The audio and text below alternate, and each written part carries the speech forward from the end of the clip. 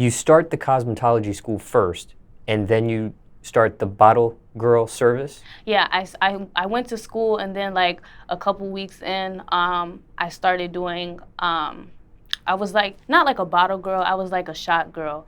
So like I would just walk around and serve shots or whatever. And then I just snuck over into dancing. What do you mean sneak over? How does that work? Because like my uncle, he kind of put me onto the job. He was like, this club I used to go to, whatever, they make good money. You can make a lot of money as a shot girl, but he was like, I better not catch you dancing, because he was gonna tell my dad. And so, yeah, so I just like snuck over there and just, they found out, but you know, I didn't tell them I was gonna do it. So you snuck over there from your uncle, I guess. You didn't sneak from, I mean, you didn't sneak this throughout the actual club. No, I started as a shot girl, and that's how I made my way to a dancer. Right. Yeah. So explain how that part happened. You see these girls dancing, you see them making a certain type of income, and you wanted to try it. A dancer asked you to try it. The club asked you to try it. How did that, give me the story there. Well, when I was in high school, I was like kind of planning to become a stripper anyway. Like I always wanted to dance because I used to watch like Mizhani on YouTube. I used to watch like Pole Assassin and Spider and all them. So I've always looked up to them, and like Blac Chyna, Cardi B. So I just know it's a lot of money, and just for whatever reason, I just feel like strippers are like chosen. I don't know. It's certain strippers that are chosen, and I just feel like I was gonna be a chosen stripper. Like I was like, I'm gonna make all this money and make it out and make it big. So, and I look good, so I knew I was gonna make a lot of money.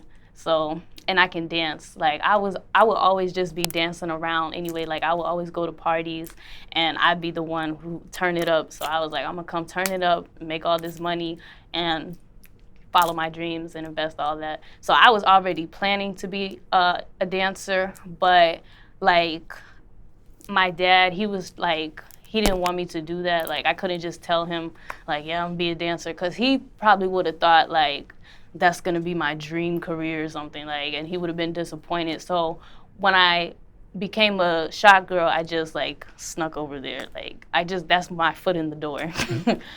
So do you actually ask the club manager to dance? Is that how it works? Yeah, I asked her, I was like, I wanna dance. And then they just kinda like let me practice and everything, and then I just started paying house, and then I just transitioned.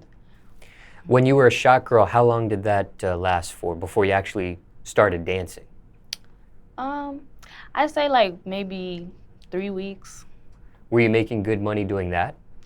No, it wasn't really no money. Like, it wasn't no money like my uncle was talking about. So, yeah.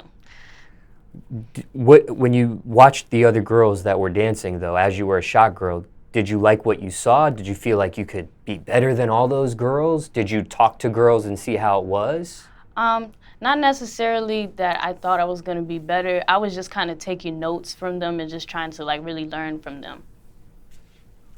And care to share the name of that club? Yes, it's called, well, when I started dancing, it was called the Skybox, and then they changed their name to the Box, and then now it's Sky 11, yeah. Do you still continue to work at that club? No, I work in Indiana now. And how many clubs in this 3 or 4 year span did you end up working at? Well, I've actually danced all around Chicago. I've been to Indiana. I've been to Indianapolis, all over North Carolina because I did live there. So over 15 clubs, I'd say. Why so much bouncing around? Why not just stay at a club and just... Because I don't like to stay in one place. If it's dry, then I'll move around. You know, I just go where the money is at. It's money everywhere, but if I feel like it's going too slow and I'm really trying to do something, then I'll just move around and just go where more money is at. There was a point when you leave Chicago and move to North Carolina. Yes. Well, before I went to cosmetology school, I was in North Carolina for the summer because my mom, when we left Rock Island or whatever, and I graduated, she got transferred again to Fayetteville. So she was over there, and like my dad, and all them moved over there. And they wanted me to live over there, and they really wanted me to go to cosmetology school there, but I wanted to come to Chicago. But I went over there for the summer, and then when it was time to go to school, I came over here to Chicago. But I was also like kind of back and forth between Chicago and North Carolina. Like I left Chicago for a little bit, and I stayed with my mom and dad in North Carolina.